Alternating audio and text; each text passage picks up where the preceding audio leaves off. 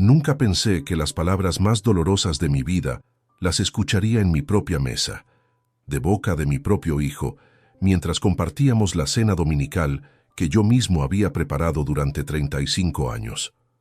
Suscríbete ahora, porque esta historia tiene una vuelta que jamás verás venir. Mi nombre es Emilio Vázquez Herrera. Tengo 67 años, y durante toda mi vida creí que había construido algo sólido, una familia unida, una casa llena de amor y un legado del cual sentirme orgulloso. Esa noche del domingo 15 de marzo de 2024, mi mundo se desplomó con una sola frase. Era un domingo como cualquier otro. Había preparado la paella valenciana que tanto le gustaba a mi hijo Álvaro desde pequeño. Mi esposa Dolores había puesto la mesa con el mantel bordado que heredamos de mi madre, y mi nuera Silvia había traído el postre de la pastelería del barrio. Todo parecía perfecto, como siempre habíamos intentado que fuera. Álvaro, mi único hijo, ahora de 35 años, llegó esa tarde con una expresión extraña. Lo noté desde el momento en que cruzó la puerta. No era su sonrisa habitual, esa que iluminaba toda la casa cuando era niño. Había algo frío en sus ojos, algo que no había visto antes en todos estos años. Durante la cena, la conversación fluía de manera forzada. Dolores comentaba sobre el tiempo. Silvia hablaba de su trabajo en la inmobiliaria, pero Álvaro permanecía callado, moviendo la comida en su plato sin apenas probarla. Yo intentaba mantener el ambiente alegre, como siempre había hecho, contando anécdotas de la semana, preguntando por sus planes. Fue cuando estaba sirviendo el segundo plato que sucedió. Álvaro dejó caer el tenedor sobre el plato con un ruido metálico que resonó en toda la cocina. Me miró directamente a los ojos y con una frialdad que jamás había escuchado en su voz dijo: «Papá, estás aquí porque es tu casa, pero no porque eres bienvenido». El silencio que siguió fue ensordecedor. Dolores se quedó petrificada con la cuchara a medio camino hacia su boca. Silvia bajó la mirada hacia su plato, y yo sentí como si me hubieran clavado un puñal en el pecho. «¿Qué has dicho?», logré murmurar pensando que había escuchado mal, que mis oídos de 67 años me habían jugado una mala pasada. «Lo que has oído», respondió Álvaro sin pestañear. «Esta casa técnicamente es tuya, sí, pero eso no significa que tu presencia sea deseada aquí». Intenté procesar esas palabras. Este era el mismo niño que solía correr hacia mí cuando llegaba del trabajo, el mismo que me pedía que le leyera cuentos antes de dormir, el mismo que me llamaba mi héroe cuando tenía problemas en el colegio. ¿Cómo era posible que ese mismo niño, ahora convertido en hombre, me estuviera diciendo que no era bienvenido en mi propia casa? «Álvaro», intervino Dolores con voz temblorosa, «no hables así a tu padre». «No, mamá», replicó él con firmeza. «Es hora de que las cosas queden claras. Papá necesita entender que las cosas van a cambiar». Mi mente comenzó a funcionar a toda velocidad. ¿Cambiar? ¿Qué cosas iban a cambiar? ¿Y por qué nadie me había consultado sobre estos supuestos cambios? Miré a Dolores buscando respuestas en sus ojos, pero ella evitó mi mirada. «¿De qué cambios hablas, hijo?», pregunté, tratando de mantener la calma, aunque por dentro sentía que el suelo se movía bajo mis pies. «Ya lo discutiremos», fue su única respuesta antes de levantarse de la mesa. «Y Silvia, nos vamos». Y así, sin más explicaciones, mi hijo y mi nuera recogieron sus cosas y se marcharon, dejándome sentado en mi cocina con un plato de paella que ya no podía tragar y 1000 preguntas que no tenían respuesta. Esa noche no pude dormir. Me quedé despierto en mi sillón favorito, el mismo donde había arrullado a Álvaro cuando era bebé, repasando una y otra vez cada palabra, cada gesto, cada mirada de esa cena maldita. Había hecho algo mal, había dicho algo que lo hubiera ofendido. ¿Por qué Dolores no había defendido con más fuerza a nuestra familia? Pero mientras las horas pasaban y el amanecer se acercaba, algo en mi interior comenzó a cambiar. La tristeza inicial dio paso a una sensación diferente, la necesidad de entender qué estaba pasando realmente. Había construido una empresa desde cero, había navegado crisis económicas, había tomado decisiones difíciles durante décadas, No iba a quedarme sentado lamentándome sin buscar respuestas. A las 6 de la mañana del lunes 16 de marzo, tomé la decisión que cambiaría todo. Iba a descubrir qué se escondía detrás de esas palabras tan crueles. Mi hijo había mencionado que las cosas iban a cambiar, y yo necesitaba saber exactamente qué significaba eso. Mientras preparaba el café matutino, mi mente ya estaba formulando un plan. Si había aprendido algo en mis 67 años de vida, era que las respuestas no llegaban solas. Había que salir a buscarlas. El lunes por la mañana, después de una noche en vela, decidí enfrentar a Dolores directamente. No podía seguir viviendo con la incertidumbre de lo que había presenciado la noche anterior. Mi esposa de 42 años de matrimonio tenía que darme explicaciones. La encontré en la cocina preparando el desayuno, como si nada hubiera ocurrido. Llevaba puesta esa bata azul que tanto me gustaba, la misma que usaba cuando éramos jóvenes recién casados. Pero ahora, observándola con detenimiento, noté algo diferente en sus movimientos. Había una tensión en sus hombros, una rigidez que no era natural en ella. «Dolores», dije con voz firme, «necesitamos hablar». Ella no levantó la vista de la cafetera. «¿Sobre qué, Emilio?» «Sobre lo que pasó anoche, sobre lo que dijo nuestro hijo, y sobre por qué tú no parecías sorprendida». Fue entonces cuando se detuvo. Sus manos temblaron ligeramente mientras dejaba la taza sobre la encimera. Después de unos segundos que se sintieron eternos, se giró hacia mí con los ojos llenos de lágrimas. «Sabía que este momento llegaría», murmuró. «¿Qué momento, Dolores? ¿De qué estás hablando?» Se sentó en la silla frente a mí, la misma donde había alimentado a Álvaro cuando era pequeño, donde habíamos compartido miles de desayunos felices. Pero ahora, esa silla parecía estar a kilómetros de distancia. «Emilio, Álvaro vino a verme hace 3 semanas. Estaba muy alterado, hablando de planes, de futuro, de cosas que yo no quería escuchar. Mi corazón comenzó a latir más rápido. ¿Qué tipo de planes? Él cree que nosotros ya somos demasiado mayores para manejar todo esto». Hizo un gesto abarcando la casa. «La hipoteca ya está pagada, los ahorros están creciendo, y él dice que sería mejor si... ¿Sí qué, Dolores? Dímelo claramente. Si dividimos los bienes ahora, antes de que sea demasiado tarde». Las palabras cayeron sobre mí como un mazo. ¿Dividir los bienes? Mi hijo estaba planeando repartirse mi patrimonio mientras yo aún estaba vivo y en perfecto estado de salud. «¿Y tú qué le dijiste?», pregunté, aunque temía la respuesta.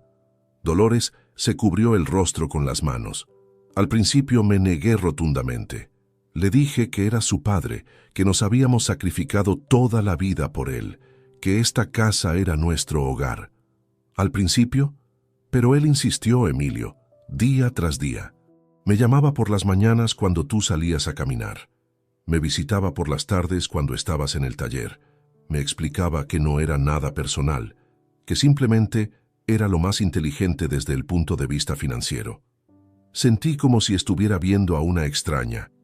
Esta mujer que había compartido mi cama durante 4 décadas me había estado ocultando conversaciones secretas con nuestro hijo sobre mi propio futuro. «¿Y Silvia?», pregunté. «¿Ella también está involucrada?». «Silvia fue quien tuvo la idea inicialmente», confesó Dolores con voz quebrada. «Ella trabaja en bienes raíces, conoce el mercado. Dice que esta casa vale ahora mucho más de lo que pagamos, que el barrio se ha revalorizado enormemente». Todo comenzaba a tomar forma en mi mente. No era solo una rabieta de mi hijo o una crisis familiar pasajera. Era un plan calculado, una estrategia financiera diseñada por mi nuera y ejecutada por mi propio hijo, con la complicidad silenciosa de mi esposa. «¿Cuánto tiempo llevan planeando esto?», pregunté con la voz más calmada que pude reunir. «Desde enero», admitió. «Silvia hizo que Álvaro consultara con un abogado especializado en herencias. Aparentemente, hay formas legales de adelantar la división de bienes si todas las partes están de acuerdo». «¿Todas las partes?», la interrumpí. «¿Y yo cuándo iba a enterarme de que era parte de este acuerdo?». «Álvaro decía que te lo explicaría gradualmente, que te haría ver las ventajas, que podrías quedarte viviendo aquí, pero que legalmente la propiedad se dividiría entre nosotros 3. La frialdad de todo el plan me dejó sin aliento. No solo habían decidido mi futuro sin consultarme, sino que habían diseñado una manera de hacerlo parecer como si fuera por mi propio bien. ¿Y los ahorros? ¿La cuenta de jubilación? ¿Las inversiones que he estado haciendo durante 30 años? Dolores cerró los ojos antes de responder. Todo, Emilio. El plan incluye todo. Me levanté de la mesa, necesitaba moverme, pensar, procesar esta información. Caminé hasta la ventana que daba al jardín, el mismo jardín donde había enseñado a Álvaro a jugar fútbol, donde habíamos celebrado sus cumpleaños, donde Dolores cultivaba sus rosas favoritas. ¿Y tú estás de acuerdo con todo esto?, pregunté sin girarme. No lo sé, Emilio, estoy confundida. Álvaro dice que es lo mejor para todos, que así evitamos problemas futuros, que así se aseguran de que no pueda cambiar de opinión más adelante. El silencio de Dolores fue toda la respuesta que necesitaba. Hay algo más, añadió con voz casi inaudible. Álvaro mencionó que si no aceptas voluntariamente, existen procedimientos legales. ¿Procedimientos legales? Para declarar a una persona incapacitada para manejar sus propios asuntos. En ese momento entendí completamente la magnitud de lo que estaba enfrentando. No era solo una traición familiar, era un golpe de Estado cuidadosamente orquestado contra mi propia vida y autonomía. Mientras permanecía mirando por la ventana, una extraña calma se apoderó de mí. Durante 67 años había construido mi reputación siendo un hombre reflexivo, analítico y estratégico. No iba a permitir que me subestimaran ahora.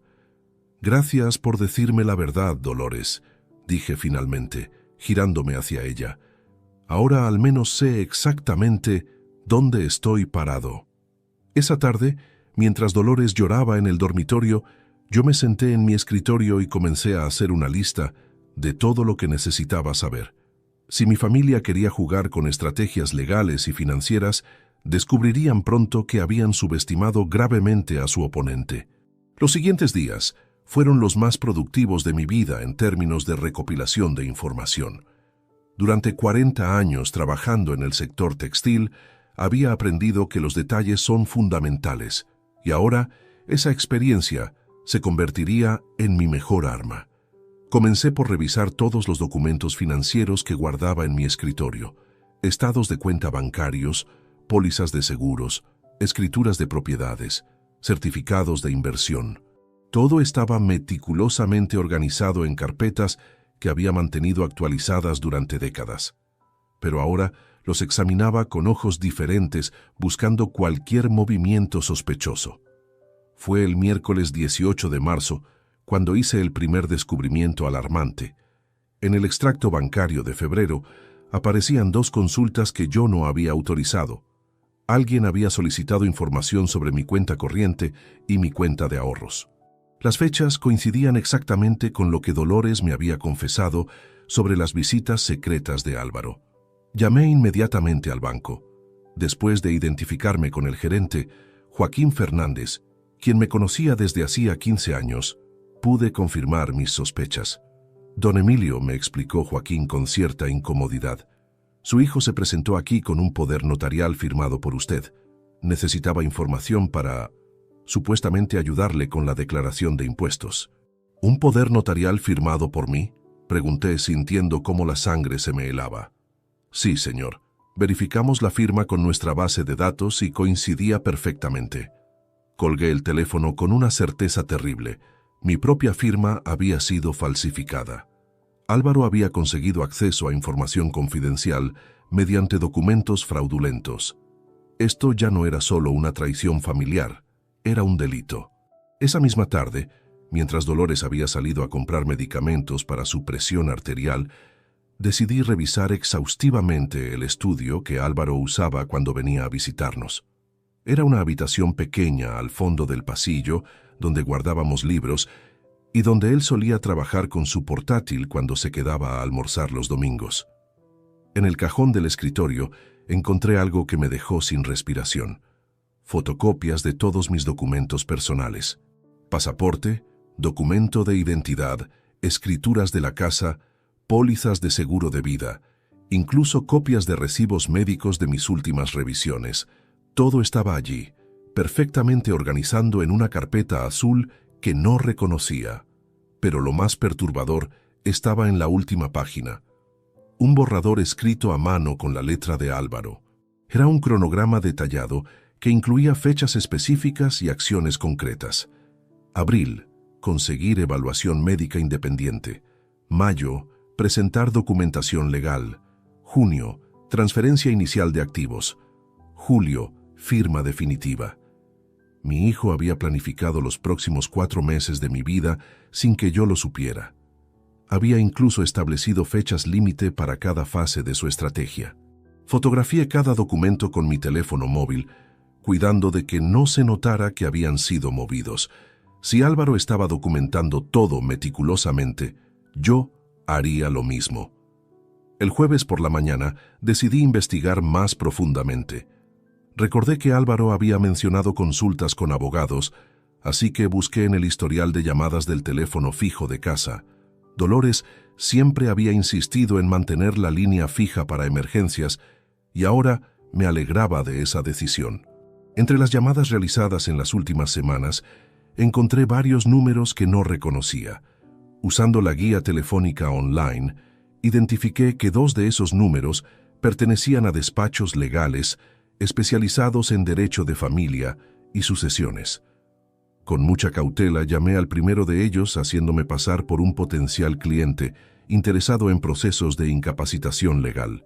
La secretaria, sin sospechar nada, me explicó que efectivamente habían tenido consultas recientes sobre casos de personas mayores que requieren protección legal de sus familiares. La segunda llamada fue aún más reveladora. El abogado Rodrigo Santamaría reconoció inmediatamente mi apellido cuando me presenté. «Ah, usted debe ser el padre de Álvaro Vázquez», dijo sin pensarlo.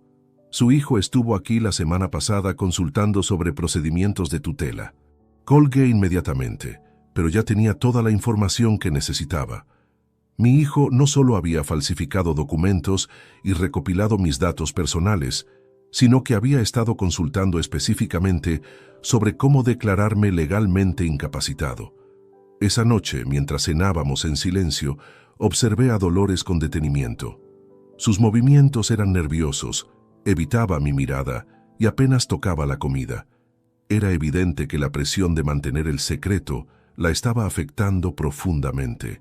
«¿Cómo estuvo tu día?», le pregunté con normalidad, como si no hubiera descubierto nada. «Bien, normal», respondió rápidamente. «Fui al mercado, después a la farmacia». «¿Álvaro te llamó hoy?». Se tensó visiblemente. «No, ¿por qué lo preguntas?». «Por nada en particular, solo curiosidad». Pero yo sabía que sí había llamado. Había visto el registro en el teléfono, una llamada de 32 minutos a las 2 de la tarde, exactamente cuando yo había salido a caminar. El viernes decidí dar un paso más audaz. Aproveché que Dolores había ido a su cita médica semanal para registrar completamente la casa. En el dormitorio principal, dentro de la cómoda de Dolores, encontré una libreta pequeña escondida entre su ropa interior. Las anotaciones estaban escritas en su puño y letra y documentaban conversaciones telefónicas con Álvaro durante las últimas 5 semanas. Había fechas específicas, resúmenes de cada llamada y, lo más impactante, listas de mis rutinas diarias, mis horarios de salida y llegada, mis citas médicas, incluso mis estados de ánimo.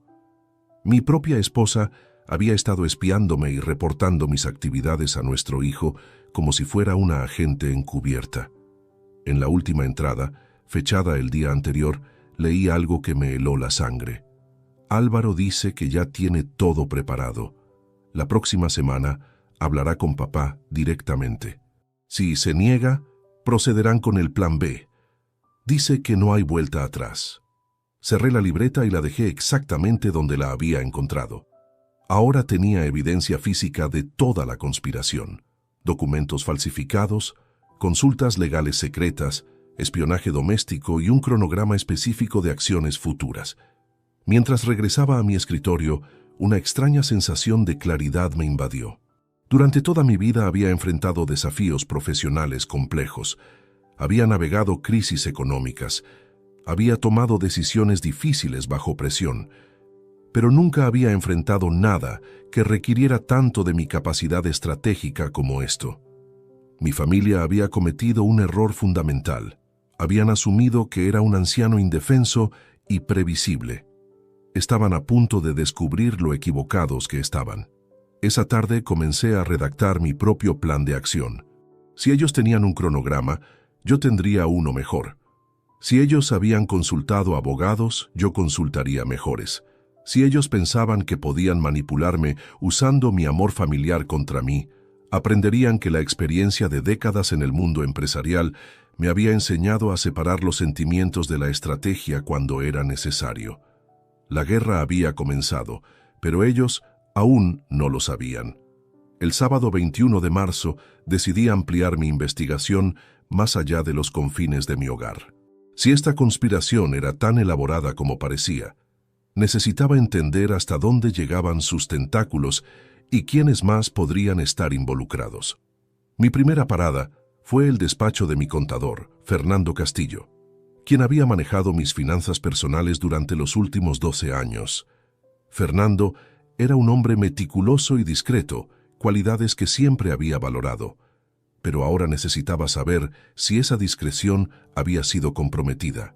«Fernando», le dije directamente cuando nos sentamos en su oficina, «necesito que me digas con total honestidad si alguien de mi familia ha estado haciendo consultas sobre mis asuntos financieros». Su expresión cambió inmediatamente. La incomodidad en su rostro me confirmó que mis sospechas estaban justificadas. «Don Emilio», comenzó nerviosamente, «su nuera Silvia vino a verme hace 3 semanas. Dijo que usted la había enviado para obtener un resumen de su situación patrimonial». «¿Y qué le dijiste?» «Al principio me negué, por supuesto, pero ella insistió en que usted había firmado una autorización. Incluso tenía una copia de su documento de identidad y conocía detalles específicos sobre sus inversiones que solo usted podría saber». El estómago se me revolvió. Silvia había usado la información que Álvaro había recopilado de mis documentos para convencer a mi propio contador de que actuaba con mi consentimiento. «¿Qué información le proporcionaste exactamente?» Fernando se aflojó la corbata, visiblemente incómodo. Le entregué un resumen completo de sus activos, las 2 propiedades, las cuentas bancarias, el plan de pensiones, las acciones de la antigua empresa. «¿Todo? ¿Todo?», pregunté sintiendo cómo la traición se profundizaba. «Sí, señor». También le expliqué sobre la estructura de sus inversiones y le proporcioné las valoraciones actualizadas de cada activo. Me quedé en silencio durante unos momentos, procesando la magnitud de lo que acababa de escuchar. Silvia no solo tenía acceso a información general sobre mi patrimonio, sino que conocía cada detalle de mi situación financiera con precisión exacta. Mencionó para qué necesitaba esa información. Dijo que estaban planificando una sorpresa para su cumpleaños, algo relacionado con una reorganización de sus inversiones para optimizar los impuestos. Una reorganización de mis inversiones. La ironía era casi cómica. Mi propio dinero estaba siendo usado para financiar el plan que pretendía arrebatármelo. Después de salir del despacho de Fernando, decidí visitar a mi médico de cabecera, el doctor Patricio Mendoza, quien me había atendido durante los últimos 8 años. Si el plan de Álvaro incluía una evaluación médica independiente, necesitaba saber si ya habían dado pasos en esa dirección. «Doctor Mendoza», le dije durante lo que aparentaba ser una consulta rutinaria, ¿ha recibido alguna llamada de mi familia solicitando información sobre mi estado de salud? Su reacción fue inmediata y preocupante. Efectivamente, su hijo llamó la semana pasada preguntando sobre su capacidad cognitiva y su estado general de salud. ¿Y qué le dijiste? Le expliqué que no podía proporcionar información médica sin su autorización explícita, por supuesto. Pero insistió mucho, diciendo que estaba preocupado por algunos episodios de confusión que usted habría tenido recientemente. ¿Episodios de confusión?, repetí, incrédulo. Sí, mencionó que últimamente usted había estado olvidando conversaciones importantes, repitiendo las mismas preguntas y mostrando signos de desorientación temporal. La audacia de Álvaro me dejó sin palabras. No solo estaba recopilando información médica sobre mí, sino que estaba fabricando síntomas inexistentes para construir un caso de deterioro cognitivo. Doctor, usted me ha examinado hace apenas un mes. ¿Observó algún signo de deterioro cognitivo en mí? Absolutamente ninguno, don Emilio. Sus funciones cognitivas están perfectamente normales para su edad. De hecho, su agilidad mental es superior a la de muchos pacientes 20 años más jóvenes. ¿Le dijo eso a mi hijo? Se lo expliqué claramente, pero él insistió en que quizás debería derivarlo a un especialista en geriatría para una evaluación más profunda. Ahora entendía completamente la estrategia. Álvaro estaba construyendo sistemáticamente un expediente que justificara una declaración de incapacidad. Había falsificado documentos, recopilado información financiera detallada, consultado abogados especializados y ahora estaba intentando establecer un historial médico ficticio. Esa tarde, decidí hacer una visita sorpresa a la inmobiliaria donde trabajaba Silvia. Necesitaba evaluar personalmente a la verdadera arquitecta de este plan. La oficina de Propiedades Morales y Asociados estaba ubicada en el centro de la ciudad, en un edificio moderno que reflejaba el éxito del negocio inmobiliario local. Cuando llegué, la recepcionista me informó que Silvia estaba atendiendo a un cliente, pero que podía esperarla. Mientras aguardaba, escuché fragmentos de su conversación a través de la puerta de vidrio de su oficina. Estaba hablando por teléfono, y aunque no podía distinguir todas las palabras, sí pude captar algunas frases que me helaron la sangre. El proceso está más avanzado de lo que pensábamos. La valoración de la propiedad principal es excelente. Deberíamos acelerar el cronograma. Cuando finalmente salió a recibirme, su expresión de sorpresa confirmó que mi visita no era esperada ni deseada. «Emilio», dijo con una sonrisa forzada, «qué sorpresa verte por aquí». «Silvia, necesito hablar contigo sobre algo importante». La llevé a un café cercano, donde decidí poner a prueba hasta dónde llegaba su duplicidad. Durante 20 minutos, mantuve una conversación aparentemente casual sobre el mercado inmobiliario, los precios de las propiedades en nuestro barrio y las tendencias de inversión. Silvia respondía con entusiasmo profesional, proporcionando detalles específicos sobre valoraciones y oportunidades de mercado. Pero lo que más me impactó fue su conocimiento preciso sobre las características exactas de mi propiedad.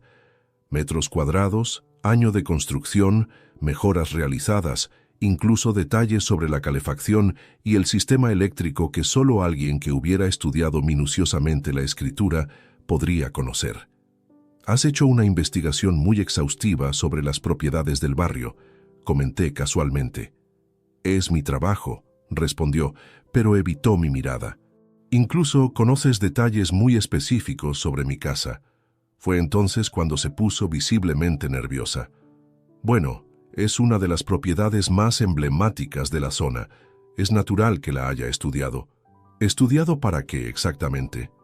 El silencio que siguió fue más elocuente que cualquier confesión. Silvia se disculpó rápidamente, alegando una cita urgente, y se marchó del café dejándome con la certeza absoluta de que ella era efectivamente la mente maestra detrás de toda la operación. Esa noche, de regreso en casa, me senté en mi escritorio y elaboré un mapa mental de toda la conspiración.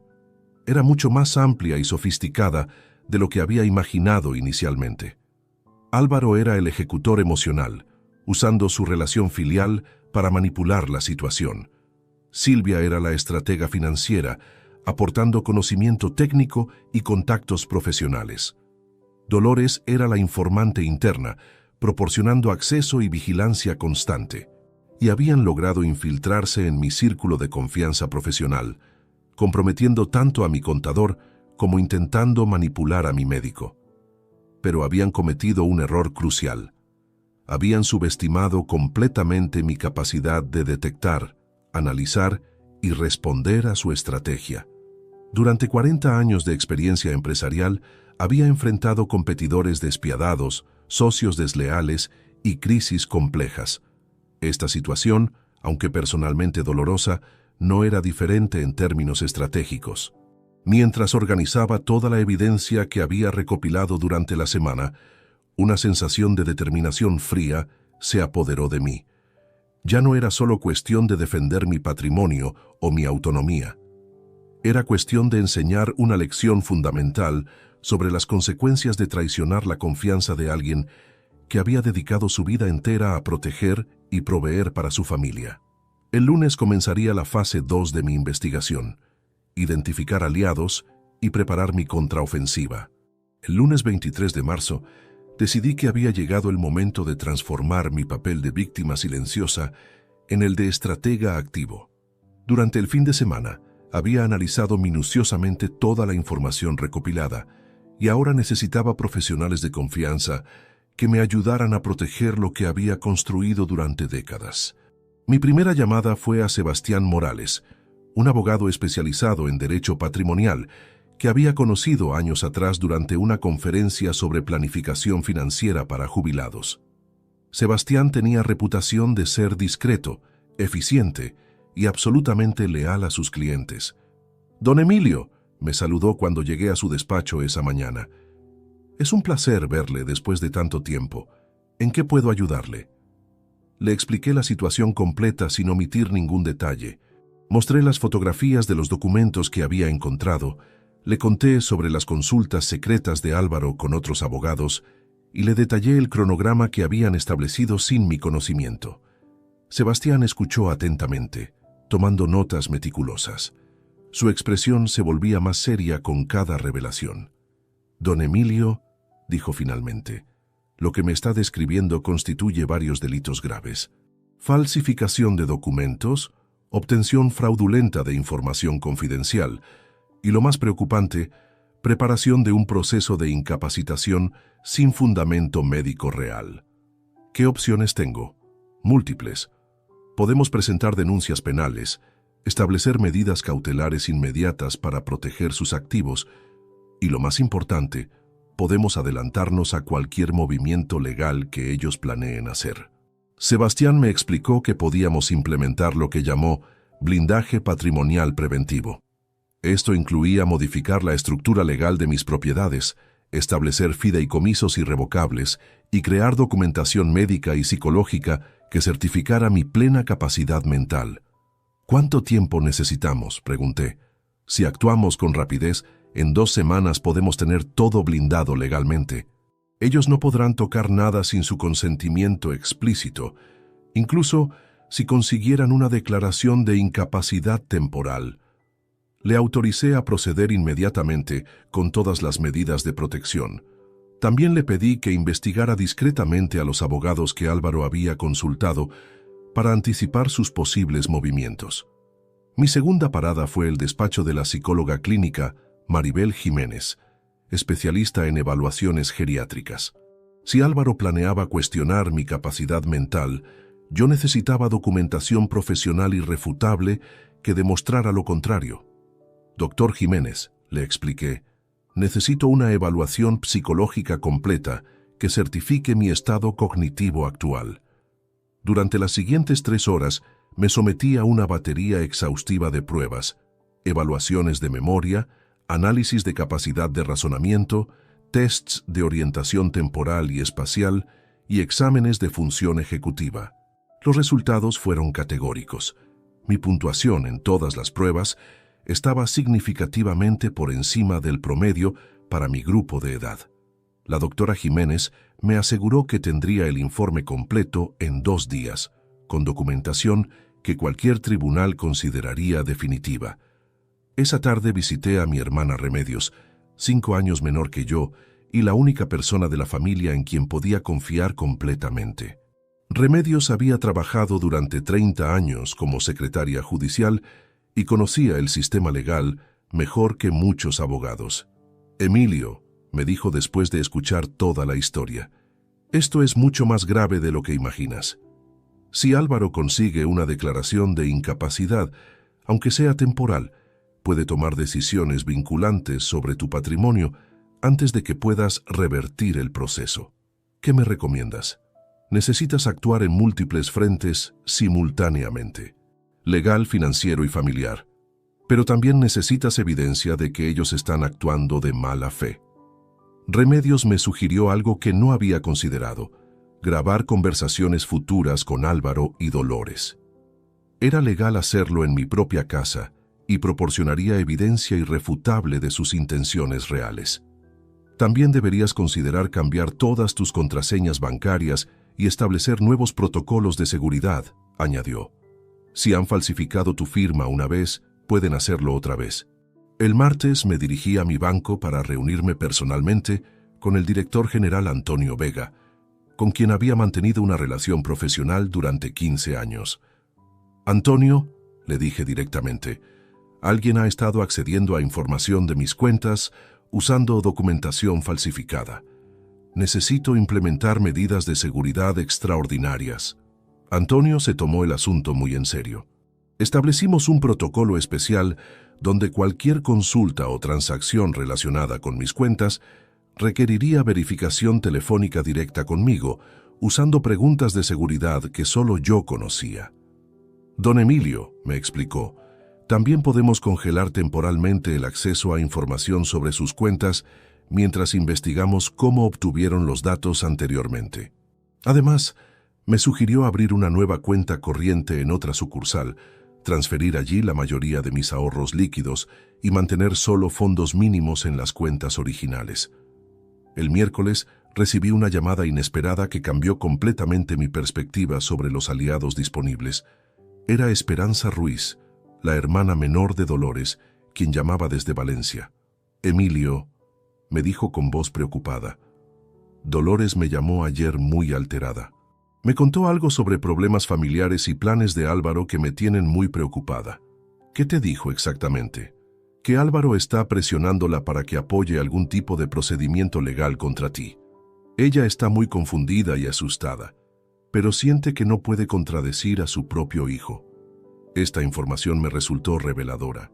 Dolores no era una conspiradora entusiasta, sino una víctima de la manipulación emocional de Álvaro. Esto me daba una nueva perspectiva sobre cómo abordar la situación con mi esposa. Esperanza, ¿estarías dispuesta a hablar con Dolores sobre esto? Por supuesto. De hecho, estoy planeando visitarlos la próxima semana. Podría ayudar a que Dolores vea la situación desde otra perspectiva. El jueves, completé el último elemento de mi estrategia defensiva. Contraté los servicios de un investigador privado, Gabriel Herrero, especializado en casos de fraude familiar. Don Emilio, me explicó Gabriel, podemos investigar todas las actividades recientes de su hijo y su nuera, llamadas telefónicas, consultas legales, movimientos financieros personales, incluso sus comunicaciones digitales, si es necesario. Le autoricé a proceder con una investigación discreta pero exhaustiva. Necesitaba saber exactamente qué otros movimientos habían hecho y si tenían cómplices adicionales que yo no hubiera identificado. Esa noche, mientras revisaba todos los documentos y contratos que había firmado durante la semana, me di cuenta de que había logrado algo fundamental. Había pasado de ser un objetivo vulnerable a ser alguien protegido por múltiples capas de defensa legal y financiera. Sebastián había comenzado los trámites de blindaje patrimonial. La doctora Jiménez había certificado mi perfecta capacidad mental. Antonio había asegurado mis recursos financieros. Remedios me proporcionaba asesoría legal práctica. Esperanza se convertiría en mi aliada para abordar a Dolores. Y Gabriel estaba investigando a mis adversarios. Pero lo más importante era que había recuperado algo que había perdido durante esas semanas de confusión y dolor. El control absoluto de la situación. Ya no estaba reaccionando a los movimientos de otros, sino anticipándome a ellos y estableciendo mis propias reglas del juego. El viernes por la noche, mientras Dolores dormía inquietamente a mi lado, yo permanecí despierto planificando los próximos pasos. Álvaro había mencionado en su cronograma que abril sería el mes de la evaluación médica independiente. Pero cuando llegara ese momento, él se encontraría con que yo ya tenía documentación médica irrefutable, protección legal completa y evidencia sólida de todas sus actividades fraudulentas. La fase defensiva de mi estrategia estaba completa. Ahora era momento de pasar a la ofensiva. El lunes 30 de marzo, recibí noticias que cambiarían completamente el equilibrio de fuerzas en esta batalla silenciosa. Gabriel Herrero, mi investigador privado, había descubierto información que superaba mis peores expectativas. Don Emilio, me dijo cuando nos reunimos en su oficina, necesita sentarse para escuchar esto. Gabriel desplegó sobre su escritorio una serie de fotografías, extractos bancarios y transcripciones telefónicas que habían obtenido mediante métodos completamente legales. Su nuera Silvia ha estado organizando esta operación durante más tiempo del que imaginábamos.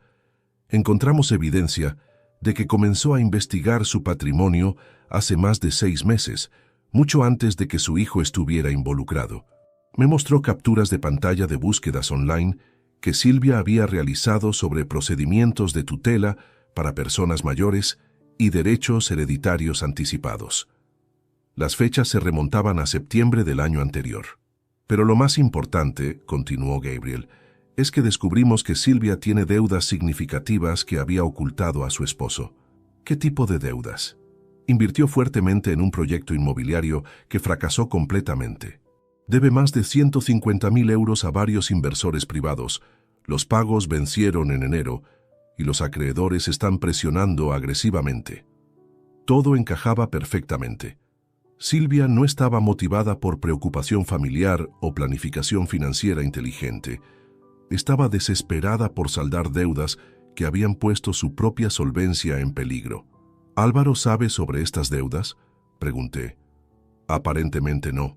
Nuestras fuentes indican que Silvia ha logrado mantenerlo completamente ajeno a su situación financiera real. Gabriel me entregó entonces el documento más impactante. Una conversación telefónica transcrita entre Silvia y uno de sus acreedores. Si no consigo acceso a esos activos antes de mayo, había dicho Silvia, tendré que declararme en bancarrota. Mi suegro tiene propiedades por más de $500,000 de euros que están prácticamente abandonadas. Es un anciano que vive solo con su esposa, sin capacidad real para administrar esa riqueza. Leer esas palabras fue como recibir un puñetazo en el estómago. Silvia había convertido mi familia, mi hogar y mi patrimonio en una simple transacción comercial para resolver sus propios errores financieros. Hay más, añadió Gabriel. Álvaro tampoco está en la situación económica que aparenta. Su negocio de consultoría ha estado perdiendo clientes durante el último año. Sus ingresos han disminuido casi un 40%. La imagen completa comenzaba a formar en mi mente. No se trataba de un plan cuidadosamente meditado para mi bienestar, sino de una operación desesperada de 2 personas con problemas financieros graves que habían decidido usar mi patrimonio como solución a sus crisis personales. Esa tarde, cuando regresé a casa, encontré una sorpresa inesperada. Mi cuñada Esperanza había llegado desde Valencia, tal como había prometido. Estaba sentada en la cocina conversando con Dolores y la tensión entre ambas era palpable. Emilio, me saludó Esperanza con evidente preocupación. Necesitamos hablar los 3 juntos sobre lo que está pasando en esta familia. Durante las siguientes 2 horas, Esperanza ejerció sobre Dolores la presión que yo no había podido aplicar. Como hermana menor pero más decidida, logró que Dolores confesara detalles que a mí me había ocultado. Álvaro me dijo que si no colaboraba, él y Silvia se mudarían lejos y yo nunca volvería a ver a mis nietos, admitió Dolores entre lágrimas. ¿Qué nietos?, preguntó Esperanza bruscamente. Álvaro y Silvia no tienen hijos. Los que piensan tener en el futuro, murmuró Dolores. Álvaro dijo que querían formar una familia, pero que necesitaban estabilidad económica primero. Esperanza y yo intercambiamos miradas significativas. Álvaro había usado una promesa de nietos futuros para manipular emocionalmente a su madre, aprovechando su deseo de ser abuela. Dolores, dijo Esperanza con firmeza, ¿te das cuenta de que están usando tus propios sueños contra ti para robar el patrimonio de tu esposo? Fue entonces cuando Dolores se derrumbó completamente.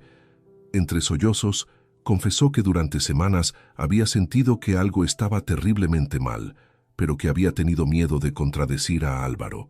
También me asustó cuando Álvaro mencionó que podrían declarar a Emilio incapacitado, susurró. Yo sé que tu mente funciona perfectamente, pero él insistía en que era por precaución. Esperanza se levantó de la mesa con expresión indignada. Dolores, Tu hijo está planeando destruir la vida de su propio padre para resolver problemas de dinero. ¿Cómo puedes siquiera considerar apoyar algo así? Durante esa conversación crucial, obtuve algo que no esperaba: mi esposa de vuelta como aliada. Dolores había sido víctima de manipulación emocional, tanto como yo había sido víctima de engaño financiero. El martes recibí una llamada de Sebastián Morales que me llenó de satisfacción. Don Emilio, hemos completado todo el blindaje patrimonial. Sus activos están ahora protegidos bajo una estructura legal que hace imposible cualquier acceso no autorizado. ¿Qué significa eso exactamente? Significa que aunque consiguieran una declaración temporal de incapacidad, no podrían tocar ninguna de sus propiedades, cuentas bancarias o inversiones sin pasar por un proceso judicial completo que tomaría años. Sebastián también había investigado a los abogados que Álvaro había consultado. Son buenos profesionales, pero están trabajando con información incompleta y falsa. Cuando descubran que su cliente les mintió sobre su capacidad mental y su situación familiar real, probablemente se retirarán del caso. El miércoles implementé la siguiente fase de mi estrategia: la confrontación controlada. Era momento de que Álvaro supiera que yo conocía exactamente lo que estaba planeando, pero sin revelar aún el alcance de mis contramedidas. Le llamé por teléfono con voz calmada. Álvaro, creo que deberíamos tener una conversación seria sobre el futuro. ¿Podrías venir a casa mañana por la tarde? ¿De qué quieres hablar, papá?, preguntó con cautela. De los cambios que mencionaste en la cena del domingo pasado. Creo que es hora de que me expliques exactamente qué tienes en mente. Pude percibir su nerviosismo a través del teléfono. Está bien, iré mañana alrededor de las 6. Esa noche, con Dolores y Esperanza como testigos, instalé discretamente un sistema de grabación en la sala de estar. Todo lo que Álvaro dijera quedaría registrado como evidencia adicional. El jueves por la tarde, mientras esperaba la llegada de mi hijo, repasé mentalmente todos los elementos que tenía a mi favor: protección legal completa, evidencia de sus actividades fraudulentas, certificación de mi capacidad mental, aliados familiares recuperados, información sobre las deudas secretas de Silvia, y ahora la capacidad de documentar cualquier nueva mentira o amenaza. Cuando Álvaro llegó a las 6 en punto, traía consigo una carpeta de documentos y una expresión de determinación que no me pasó desapercibida. Venía preparado para una conversación que creía controlar completamente. Se sentó frente a mí, en el mismo sofá, donde años atrás le había enseñado a leer, donde habíamos visto películas juntos los domingos, donde habíamos celebrado sus éxitos académicos. Pero ahora esa misma sala se había convertido en un campo de batalla donde se decidiría el futuro de nuestra relación y de mi autonomía. Papá, comenzó con voz seria, he estado pensando mucho sobre nuestra situación familiar y financiera. Creo que ha llegado el momento de hacer algunos ajustes importantes. Te escucho, respondí con la misma calma que había usado durante décadas en negociaciones empresariales complejas. Lo que Álvaro no sabía era que cada palabra que estaba a punto de pronunciar sería utilizada posteriormente como evidencia en su contra. Había subestimado completamente a su adversario y estaba a punto de descubrir el costo real de esa subestimación. Papá, continuó Álvaro desplegando los documentos que había traído, Silvia y yo hemos estado estudiando tu situación patrimonial en detalle. Creemos que hay oportunidades importantes de optimización que deberías considerar seriamente. Lo observé con atención mientras organizaba los papeles sobre la mesa del café. Su lenguaje corporal revelaba nerviosismo, pero también una confianza artificial que me resultaba preocupante. En primer lugar, dijo señalando un documento, esta casa representa un activo improductivo. Está valorada en más de 400.000 euros, pero no genera ningún rendimiento. Esta casa es mi hogar, Álvaro. Aquí creciste tú, aquí vive tu madre. Exactamente por eso tiene sentido económico transferir la propiedad ahora, mientras todos estamos de acuerdo. Podrías mantener el usufructo vitalicio, pero la nuda propiedad pasaría a mi nombre. Eso nos permitiría optimizar los impuestos de sucesión futuros. La frialdad con la que describía el plan de apropiarse de mi casa me resultó desconcertante, pero mantuve la compostura. Necesitaba que siguiera hablando para obtener toda la confesión grabada. ¿Y mis otras inversiones? Ahí es donde la situación se vuelve más compleja, respondió adoptando un tono aparentemente técnico. Tienes demasiada diversificación para alguien de tu edad. Deberías consolidar todo en instrumentos más conservadores y de fácil administración. Me mostró entonces una propuesta detallada donde mis acciones, bonos y depósitos a plazo serían liquidados y transferidos a una cuenta mancomunada que él administraría en mi beneficio. Álvaro, dije con voz deliberadamente confusa, esto suena muy complicado para mi comprensión. ¿Podrías explicármelo de manera más simple? Vi cómo sus ojos se iluminaron, creyendo que finalmente había encontrado la vulnerabilidad que buscaba. Por eso es tan importante que me dejes ayudarte, papá. Estas decisiones financieras son demasiado complejas para alguien que no está familiarizado con los mercados actuales. ¿Estás sugiriendo que ya no tengo capacidad para manejar mis propios asuntos? No es una cuestión de capacidad, respondió rápidamente. Es una cuestión de eficiencia. Yo tengo formación en finanzas. Silvia entiende el mercado inmobiliario. Podemos maximizar el valor de tu patrimonio de maneras que tú solo no podrías. Era exactamente la confesión que necesitaba. Álvaro había admitido implícitamente que su plan era tomar control total de mis finanzas bajo el pretexto de mi supuesta incompetencia. ¿Y si yo me opongo a estos cambios? La pregunta cambió completamente la dinámica de la conversación. Álvaro se tensó visiblemente y guardó silencio durante unos segundos que fueron eternos. Papá, esperamos que no sea necesario llegar a medidas más formales. ¿Qué tipo de medidas formales? Existe la posibilidad legal de establecer una tutela cuando una persona mayor no está en condiciones de tomar decisiones financieras racionales por sí misma. Ahí estaba. La amenaza directa que había estado esperando. Álvaro acababa de confesar con la grabadora funcionando que si yo no entregaba voluntariamente mi patrimonio, procederían a declararme legalmente incapacitado. ¿Has consultado con abogados sobre eso? Pregunté manteniendo mi tono de anciano preocupado. He obtenido asesoramiento preliminar, sí. El proceso no es complicado cuando hay evidencia clara de deterioro en la capacidad de juicio. ¿Qué evidencia? Álvaro abrió otra carpeta y me mostró documentos que me dejaron sin aliento. Había fotografías de mi casa tomadas desde la calle, mostrando pequeños desórdenes en el jardín. Había copias de recibos médicos donde había subrayado mis visitas por cuestiones menores de salud. Incluso había una lista manuscrita de comportamientos preocupantes que incluía cosas como repetición de conversaciones y olvidos frecuentes. Como puedes ver, dijo con una seguridad que me resultó escalofriante, hemos documentado varios indicadores que podrían preocupar a un evaluador médico independiente. ¿Hemos? Silvia me ha ayudado con la documentación. Su experiencia profesional ha sido invaluable para presentar la información de manera coherente. En ese momento, entendí completamente la sofisticación del plan. No solo habían decidido robar mi patrimonio, sino que habían construido meticulosamente un expediente falso para justificar legalmente su acción. Álvaro, dije adoptando una voz más trémula de lo habitual, todo esto me resulta muy abrumador. ¿Podría pensarlo durante unos días? Por supuesto, papá, pero es importante que no demores mucho la decisión. Las oportunidades de optimización fiscal tienen fechas límite. ¿Qué fechas límite? Idealmente, deberíamos tener todo formalizado antes del final de abril.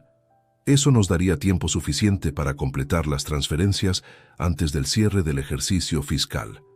April. Exactamente la fecha que había visto en su cronograma secreto. Álvaro acababa de confirmar que tenían un calendario específico para completar la apropiación de mi patrimonio. ¿Y si durante estos días de reflexión decidiera consultar con mis propios asesores? La pregunta lo puso visiblemente nervioso. Papá, creo que sería contraproducente involucrar a más personas en decisiones familiares íntimas. Además, ya hemos hecho toda la investigación necesaria. Pero seguramente no te opondrías a que verificara algunos detalles con mi banco. El problema, respondió con cautela evidente, es que tu banco podría no entender completamente el contexto familiar de estas decisiones. Podrían crear confusión innecesaria. Era la confirmación final que necesitaba. Álvaro no solo temía que consultara con profesionales independientes, sino que específicamente quería evitar que el banco verificara la información que habían usado para obtener datos sobre mis cuentas. Entiendo, dije con resignación aparente. Supongo que confiaré en tu criterio, como siempre he hecho. Vi cómo se relajaba inmediatamente. Había interpretado mi respuesta como capitulación, cuando en realidad era la conclusión de una interrogación perfectamente ejecutada. Papá, quiero que sepas que todo esto lo estamos haciendo por tu propio bien. Silvia y yo nos hemos dado cuenta de que necesitas protección, incluso si tú mismo no la percibes. ¿Protección de qué? De ti mismo principalmente. A tu edad, es natural que la capacidad de juicio se vea comprometida gradualmente. Es mejor anticiparse a esos problemas antes de que se vuelvan irreversibles. Esas últimas palabras fueron la joya de toda la grabación. Álvaro había admitido explícitamente que consideraba que yo tenía comprometida mi capacidad de juicio, proporcionando evidencia perfecta de la falsedad de sus motivos. Cuando se marchó esa noche, llevándose sus documentos y sus amenazas veladas, yo me quedé sentado en la sala con una sensación de triunfo absoluto. Había conseguido que confesara completamente sus intenciones reales, había obtenido evidencia grabada de sus amenazas de incapacitación y había confirmado todos los detalles del cronograma que tenían planeado. Pero lo más importante era que Álvaro se marchaba convencido de que había logrado intimidarme y confundirme, cuando en realidad había proporcionado la evidencia final que necesitaba para destruir completamente su plan. Esa noche llamé a Sebastián Morales para informarle sobre la grabación. Don Emilio, esto es oro puro desde el punto de vista legal. Con esta confesión podemos no solo defendernos de cualquier intento de incapacitación, sino también presentar cargos criminales por intento de fraude y coerción. Mientras me preparaba para dormir, reflexioné sobre lo que había logrado en las últimas 3 semanas. Había pasado de ser una víctima potencial a tener control completo de la situación. Mi patrimonio estaba blindado legalmente. Tenía evidencia exhaustiva de todas las actividades fraudulentas de Álvaro y Silvia. Había recuperado a Dolores como aliada, y ahora poseía la confesión grabada que haría imposible cualquier acción legal en mi contra. Pero lo más satisfactorio era que había logrado todo esto sin que mis adversarios sospecharan siquiera que ya no tenían ninguna ventaja. Seguían creyendo que enfrentaban a un anciano confundido y vulnerable, cuando en realidad habían caído en una trampa perfectamente diseñada por alguien con décadas de experiencia en estrategia empresarial. Mañana comenzaría la fase final de mi plan, la destrucción sistemática de todo lo que habían construido contra mí. El viernes 3 de abril decidí que había llegado el momento de pasar de la defensa silenciosa a la ofensiva calculada. Durante 3 semanas había recopilado información, construido protecciones y tendido trampas. Ahora era tiempo de usar todo ese arsenal de manera devastadoramente efectiva. Mi primera acción fue contactar directamente con los acreedores de Silvia. Gabriel Herrero me había proporcionado sus datos de contacto y decidí que merecían conocer la verdadera situación de su deudora. Llamé a Nicolás Romero, el principal acreedor, quien había invertido 80.000 euros en el proyecto inmobiliario fallido de Silvia. Señor Romero, le dije, soy Emilio Vázquez, suegro de Silvia Moreno. Creo que debería saber que mi nuera está intentando acceder fraudulentamente a mi patrimonio para cubrir las deudas que tiene con usted. La conversación que siguió fue reveladora. Nicolás me confirmó que Silvia le había asegurado repetidamente que tendría acceso a recursos familiares significativos antes del 30 de abril, fecha límite que había negociado para el pago. Señor Vázquez, ¿está usted dispuesto a garantizar las deudas de su nuera? Absolutamente no. De hecho, le recomiendo que revise cuidadosamente cualquier documento que ella pueda presentar supuestamente respaldado por mi patrimonio. Es altamente probable que sean falsificaciones. Después de colgar, Supe que había plantado la primera semilla de presión externa que complicaría dramáticamente los planes de Silvia. Sus acreedores comenzarían ahora a investigar más profundamente sus promesas de pago, y cualquier intento de usar documentos fraudulentos sería detectado inmediatamente. Mi segunda acción fue aún más directa. Visité personalmente el despacho del abogado Rodrigo Santamaría, quien había estado asesorando a Álvaro sobre procedimientos de tutela. «Señor Santamaría», le dije al presentarme en su oficina sin cita previa, «soy Emilio Vázquez Herrera, y entiendo que mi hijo ha estado consultando con usted sobre mi supuesta incapacidad mental». La expresión de sorpresa e incomodidad del abogado fue inmediata. «Señor Vázquez, yo no puedo discutir casos de otros clientes». «No necesita discutir nada», le respondí con calma, «solo necesita ver esto». Le entregué el informe completo de la doctora Jiménez, certificando mi perfecta capacidad cognitiva, junto con una copia de la grabación transcrita de mi conversación con Álvaro, donde admitía estar fabricando evidencia falsa. «Señor Santamaría, mi hijo le ha mentido sistemáticamente sobre mi estado mental y mis circunstancias familiares. Le sugiero que revise cuidadosamente cualquier documentación que le haya proporcionado, porque gran parte de ella podría constituir evidencia falsificada». El abogado leyó los documentos con expresión cada vez más grave. «Señor Vázquez, si esto es cierto, existe un problema ético muy serio con la representación que se me ha solicitado. Le aseguro que es completamente cierto, y le anticipo que cualquier procedimiento legal basado en información falsa será contestado vigorosamente con todas las herramientas legales disponibles». Cuando salí de ese despacho, sabía que Álvaro había perdido a su principal asesor legal. Ningún abogado responsable continuaría con un caso sabiendo que su cliente había proporcionado información falsa deliberadamente. El lunes 6 de abril implementé la tercera fase de mi contraataque, la exposición financiera. Contacté directamente con el jefe de Álvaro en la empresa de consultoría donde trabajaba. «Señor Herrera», le dije a Carlos Herrera por teléfono, «soy el padre de Álvaro Vázquez, uno de sus consultores. Necesito informarle sobre una situación que podría afectar la reputación profesional de su empresa». Le expliqué que Álvaro había estado utilizando tiempo laboral para consultar abogados, investigar procedimientos legales y planificar operaciones de transferencia patrimonial fraudulenta. También le mencioné que había estado usando recursos de la oficina para falsificar documentos y realizar actividades que podrían constituir fraude financiero. «Señor Vázquez, estas son acusaciones muy graves. ¿Tiene evidencia de lo que está afirmando?» «Tengo documentación completa de todas sus actividades durante los últimos 3 meses. Estoy dispuesto a proporcionársela si considera necesario investigar el comportamiento de su empleado». Esa conversación logró exactamente lo que pretendía: crear presión profesional adicional sobre Álvaro justo cuando más necesitaba estabilidad laboral para enfrentar los problemas financieros que se avecinaban. El martes recibí una llamada furiosa de Silvia, que confirmó que mi estrategia estaba funcionando perfectamente. «Emilio», me gritó por teléfono, «¿qué le dijiste a Nicolás Romero? Ahora está exigiendo garantías adicionales y amenazando con acciones legales inmediatas». Le dije la verdad, Silvia, que no tengo intención de respaldar deudas que tú contrajiste sin consultarme. Esas no son solo mis deudas, son inversiones familiares que pueden beneficiarnos a todos. ¿Inversiones familiares? ¿Cuándo exactamente me consultaste sobre esas inversiones antes de realizarlas? El silencio que siguió fue revelador.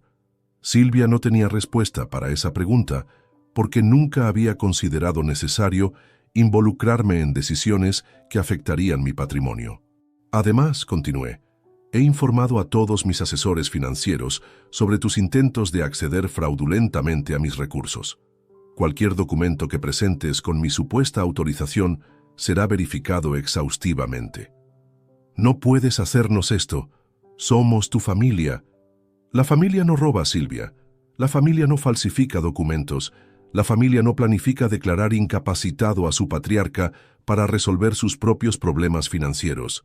Colgué el teléfono con la satisfacción de saber que había logrado crear pánico en el campo enemigo. Las presiones externas que había iniciado estaban convergiendo simultáneamente sobre Álvaro y Silvia, complicando dramáticamente su capacidad de ejecutar su plan original. El miércoles por la noche, Álvaro apareció en mi puerta sin avisar. Su aspecto era completamente diferente al del hombre confiado que había visitado mi casa unos días antes. Estaba desaliñado, nervioso y claramente bajo una presión enorme. «Papá, necesitamos hablar urgentemente». «¿Sobre qué, hijo?» «Sobre las llamadas que has estado haciendo, sobre las cosas que has estado diciéndole a la gente». «¿Qué llamadas?» «No te hagas el ingenuo. Sabes perfectamente que has estado saboteando nuestros planes». Era fascinante ver cómo la presión había eliminado completamente su fachada de preocupación filial. Ahora hablaba abiertamente de nuestros planes, sin intentar disfrazar sus verdaderas intenciones. «Álvaro, solo he estado verificando información con profesionales que conozco desde hace años». «¿Eso te molesta?» «Por supuesto que me molesta. Estás complicando deliberadamente una situación que podría resolverse de manera simple». «¿Simple para quién?» «Para todos, para la familia, incluido para mí, especialmente para ti. No entiendes que estamos tratando de protegerte de ti mismo». Esa frase fue el momento culminante de toda la confrontación. Álvaro había revelado completamente su verdadera mentalidad. Creía genuinamente que tenía derecho a tomar control de mi vida y mi patrimonio contra mi voluntad, justificándolo como protección. «Álvaro», le dije con la voz más fría que pude reunir, «creo que es momento de que entiendas algo fundamental. Yo no necesito tu protección. Lo que necesito es que respetes mis decisiones y mi autonomía. Tu autonomía está comprometida. No puedes tomar decisiones racionales sobre asuntos financieros complejos. ¿Según quién? Según cualquier persona que observe objetivamente tu comportamiento reciente. ¿Te refieres al comportamiento de investigar cuidadosamente los planes que habían diseñado para mi patrimonio sin consultarme?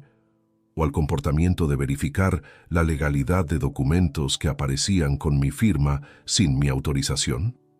La expresión de shock en el rostro de Álvaro me confirmó que finalmente había entendido que yo sabía exactamente todo lo que habían estado planeando. «Papá, ¿desde cuándo sabes?» «Desde el principio, Álvaro. Desde la noche de esa cena, cuando pronunciaste esas palabras tan crueles. Esa fue la primera vez en mi vida que realmente presté atención a quién te habías convertido. Vi cómo toda su estrategia se desmoronaba en tiempo real frente a mis ojos.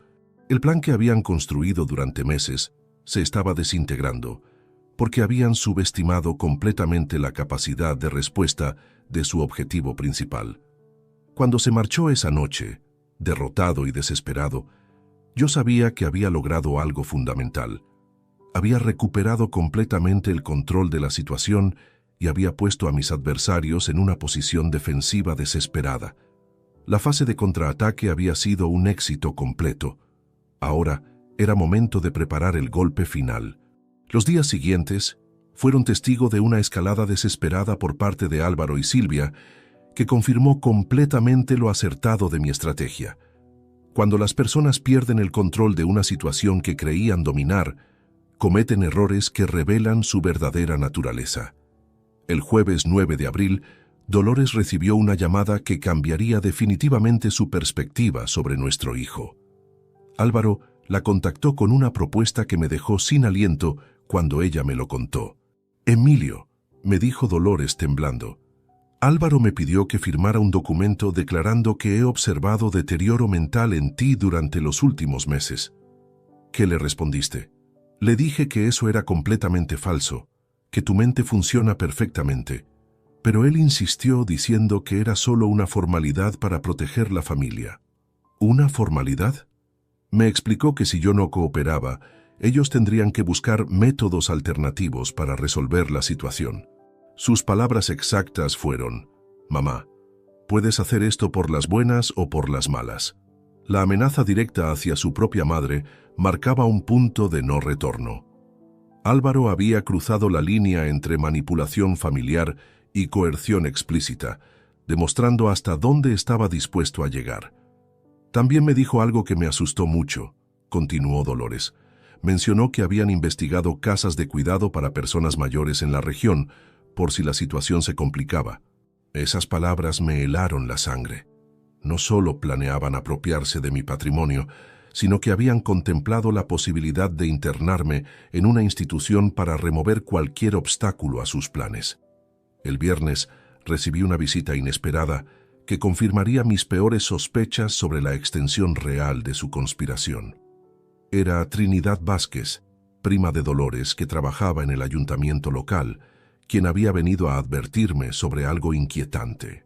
«Emilio», me dijo con evidente preocupación, «Silvia estuvo en mi oficina ayer preguntando sobre procedimientos para certificados de defunción y transferencias patrimoniales post-mortem». «¿Certificados de defunción?». Dijo que era para un cliente, pero cuando le pregunté detalles específicos, se puso muy nerviosa y cambió el tema. Luego me preguntó sobre los requisitos para validar testamentos y cuánto tiempo toma el proceso de sucesión. La información me resultó profundamente perturbadora. Silvia no solo había contemplado declararme incapacitado, sino que había investigado procedimientos relacionados con mi muerte. Era una escalada hacia territorios que jamás había imaginado. «Trinidad, ¿te pareció que las preguntas tenían algún caso específico en mente?». Definitivamente. Mencionó propiedades valoradas en varios cientos de miles de euros y herederos directos que querían acelerar el proceso normal. Sus palabras me resultaron muy extrañas. Esa noche convoqué una reunión de emergencia con Sebastián Morales. La información que había recibido durante los últimos días sugería que la situación era más peligrosa de lo que había estimado inicialmente. «Don Emilio», me dijo Sebastián después de escuchar todo, «esto ha evolucionado más allá de un simple intento de fraude patrimonial. Estamos hablando de coerción, amenazas familiares y posiblemente conspiración para cometer delitos graves. ¿Qué recomiendas?». «Es momento de involucrar a las autoridades. Tenemos evidencia suficiente para presentar denuncias formales por falsificación de documentos, intento de fraude y coerción familiar». Sin embargo, yo tenía una estrategia diferente en mente. «Sebastián, quiero que prepares toda la documentación legal, pero aún no la presentemos. Prefiero usar esta información como palanca para una resolución definitiva». El sábado por la mañana mi teléfono sonó con una llamada que había estado esperando. Era Álvaro, y su voz revelaba una desesperación que nunca había escuchado antes.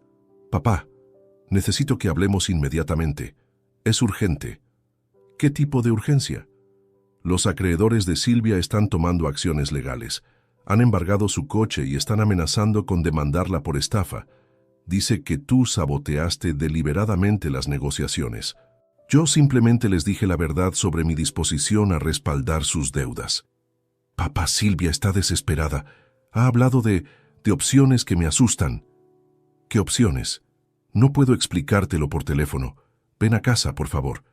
Silvia dice que si no resolvemos esto hoy, hará algo de lo que todos nos arrepentiremos». La llamada me confirmó que mi estrategia de presión financiera había funcionado exactamente como había planeado.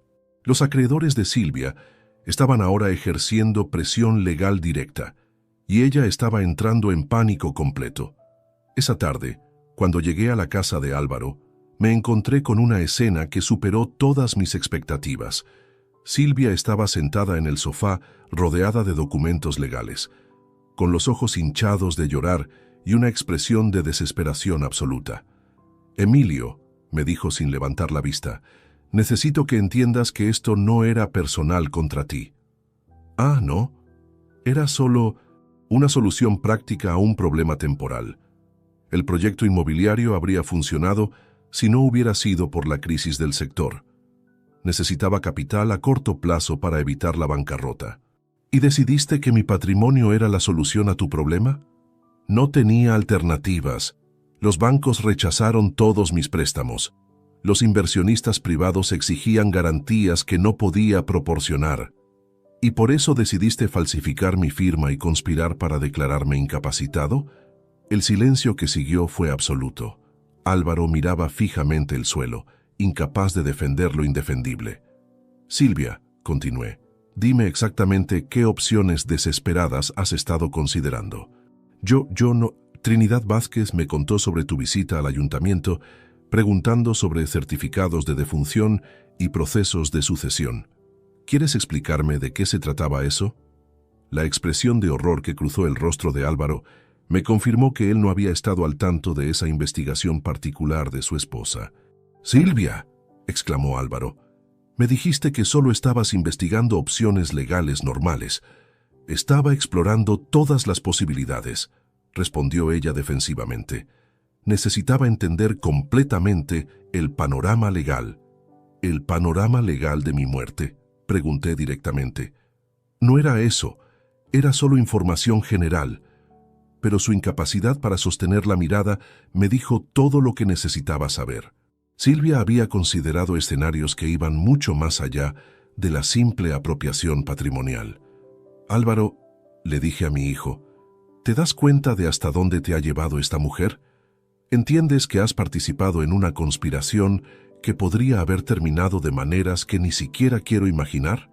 Álvaro se cubrió el rostro con las manos. «Papá, yo solo quería...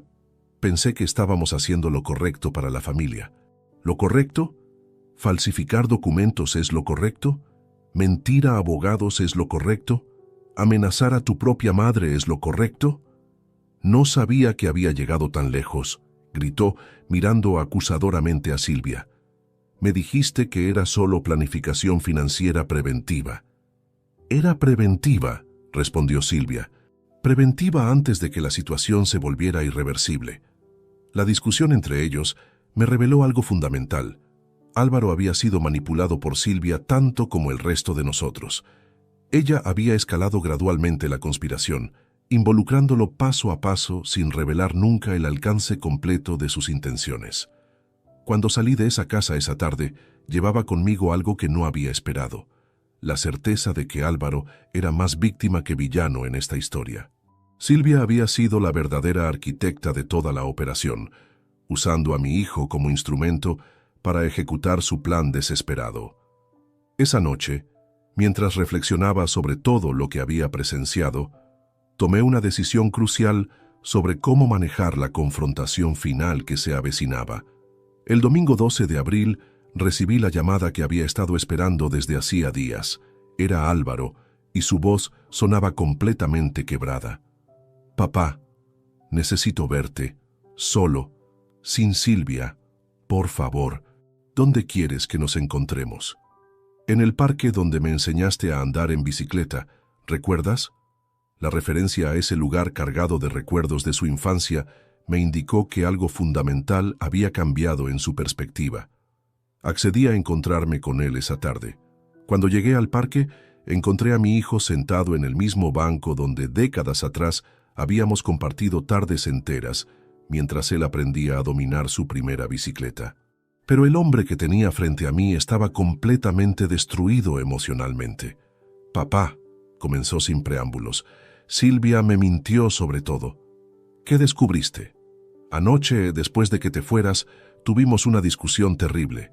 Le exigí que me explicara eso de los certificados de defunción. Al principio lo negó, pero cuando la presioné, se derrumbó completamente». Álvaro se cubrió el rostro con las manos antes de continuar. Me confesó que había considerado escenarios donde tu muerte natural resolvería todos los problemas financieros sin complicaciones legales. Escuchar esas palabras de boca de mi propio hijo me produjo una mezcla de horror y alivio. Horror por la magnitud de lo que Silvia había contemplado, y alivio porque Álvaro finalmente había visto su verdadera naturaleza.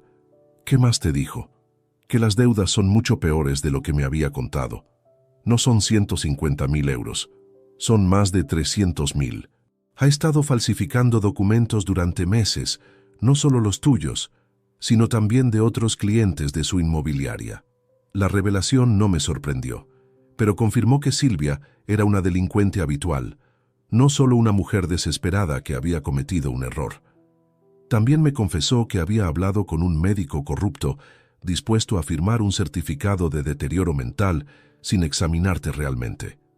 Todo a cambio de 20.000 euros. «¿Y tú sabías de esto?». «No», Te juro que no sabía nada de eso. Yo pensé que realmente estábamos tratando de ayudarte con la planificación financiera. Cuando me habló de la tutela, me dijo que era solo por precaución, para evitar problemas futuros. Vi lágrimas reales en los ojos de mi hijo por primera vez desde que era niño. Papá, me di cuenta de que he estado viviendo con una extraña. La mujer con la que me casé no existe. Es una manipuladora profesional que me usó para llegar hasta ti. ¿Cómo te sientes al respecto? Avergonzado, furioso, pero sobre todo aterrorizado de pensar hasta dónde podría haber llegado si tú no hubieras descubierto todo a tiempo. La conversación continuó durante más de 2 horas. Álvaro me contó detalles que ni siquiera Gabriel Herrero había descubierto en su investigación. Silvia había estado robando comisiones de su propia inmobiliaria, había falsificado documentos de otros clientes y había usado información privilegiada para estafar a varios inversionistas. Papá, necesito preguntarte algo y necesito que seas completamente honesto conmigo. Dime, ¿puedes perdonarme algún día por todo lo que he hecho? La pregunta me llegó directo al corazón. Durante semanas había estado furioso con mi hijo, había planeado mi venganza contra él, había disfrutado viéndolo sufrir las consecuencias de sus acciones. Pero sentado allí, viendo a un hombre destruido que se daba cuenta de haber sido manipulado por la persona en quien más confiaba, mi perspectiva cambió completamente. Álvaro, el perdón no es algo que se gana, es algo que se da. Y ya está dado. ¿Cómo puedes decir eso después de todo lo que te he hecho pasar? Porque al final del día, sigues siendo mi hijo, y porque ahora entiendo que la verdadera enemiga nunca fuiste tú. Esa noche, Álvaro me acompañó a casa y le confesó toda la verdad a Dolores. Mi esposa lloró durante horas, no solo por el alivio de saber que su hijo no era el monstruo que había parecido, sino por el dolor de entender cómo habían sido manipulados todos. El lunes por la mañana, Álvaro tomó la decisión más valiente de toda esta pesadilla. Se presentó en la comisaría de policía para denunciar formalmente a Silvia por todos los delitos que había descubierto.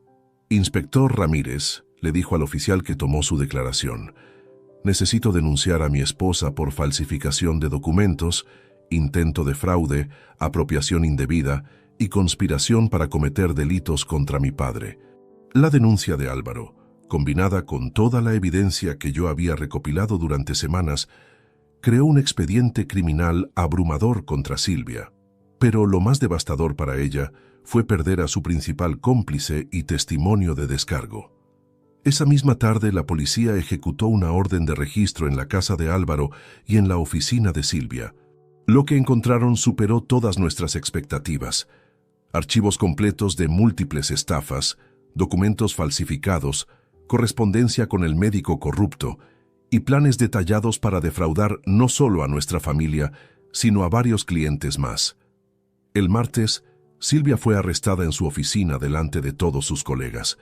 Las acusaciones incluían fraude agravado, falsificación de documentos públicos, apropiación indebida y conspiración criminal. La fiscalía estimó que las penas podrían sumar hasta 15 años de prisión. Cuando Álvaro me llamó para informarme sobre el arresto, su voz era diferente.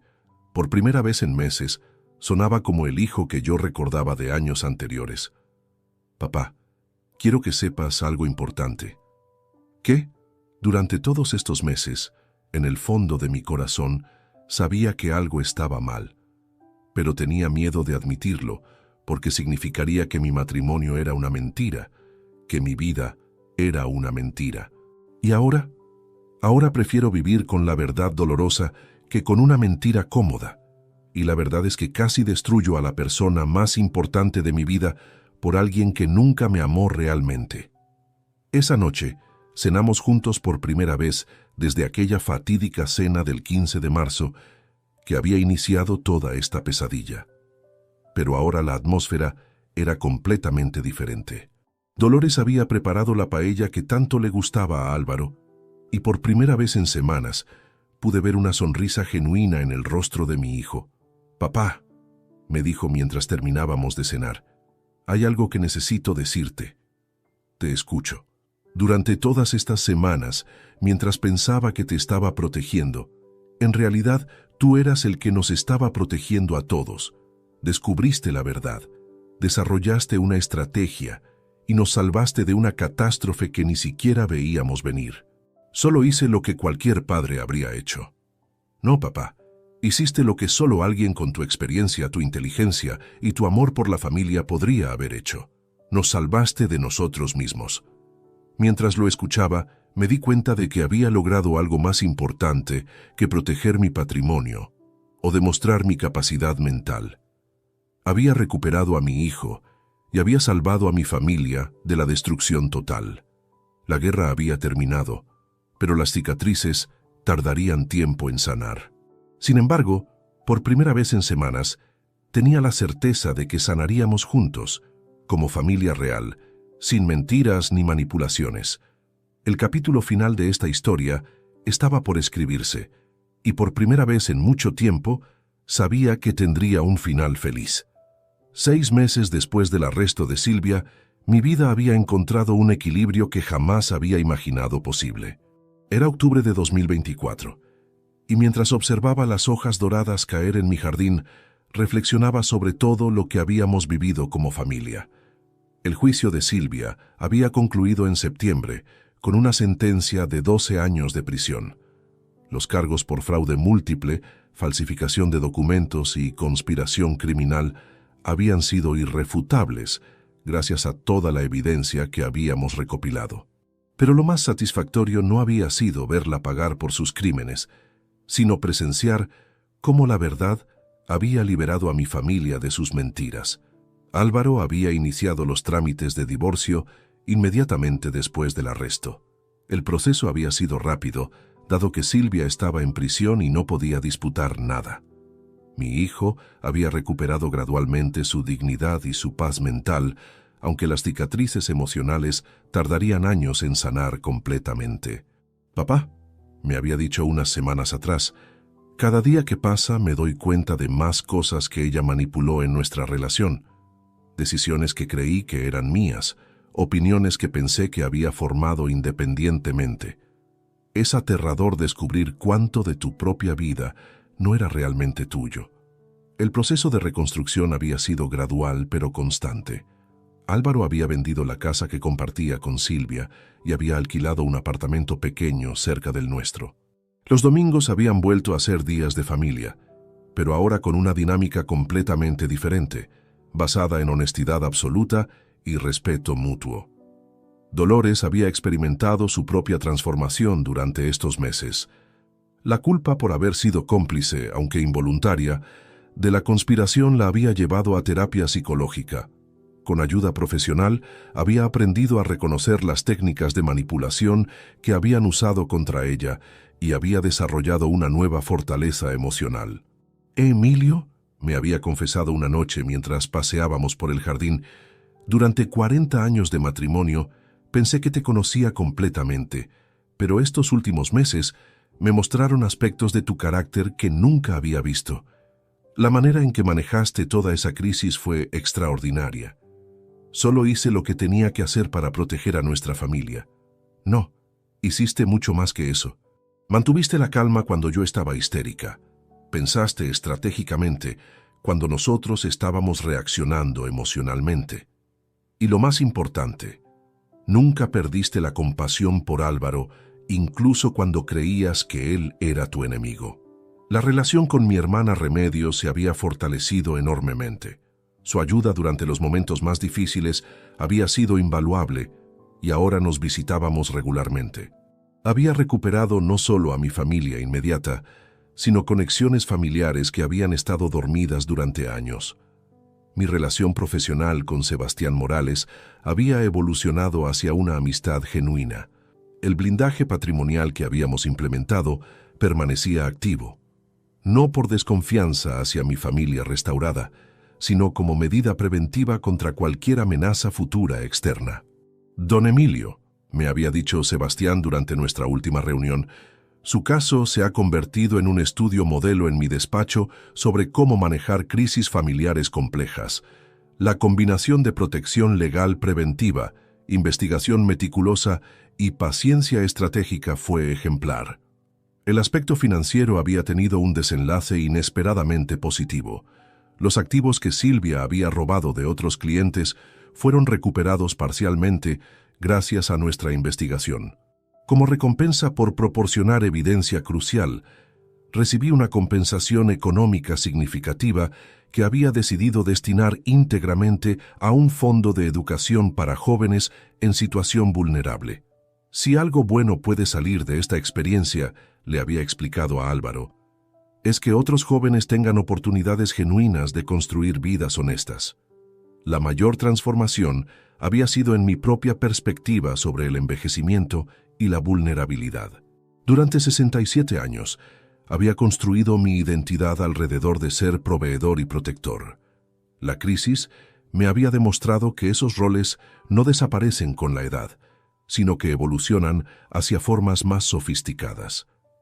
Antes de todo esto, reflexioné durante una cena familiar reciente, pensaba que envejecer significaba volverse gradualmente más dependiente.